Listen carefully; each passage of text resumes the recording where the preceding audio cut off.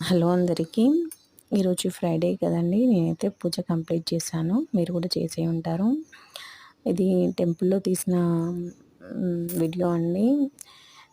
టెంపుల్‌లో కొండల మధ్యలో అమ్మవారి చిన్న ప్రతిమ చాలా బావుందండి.